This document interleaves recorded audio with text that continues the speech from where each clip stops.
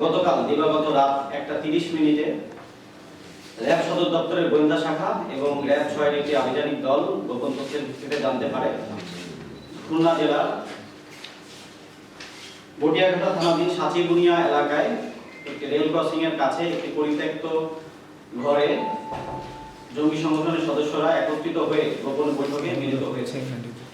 এর ফলে উক্ত স্থানে অভিযান পরিচালনা করা বলে নিষিদ্ধ ঘোষিত জঙ্গি সংগঠন আনসারুল ইসলামের 3 জন সদস্য ইলিয়াস দাস আব্দুল্লাহ ওরফে হুজাইফা ওসামা, মোহাম্মদ সাব্বিরুল ইসলাম ওরফে আবু সাব্বির আল বাঙালি এবং শামীম লস্কর নামে 3 জনকে গ্রেফতার করা হয়।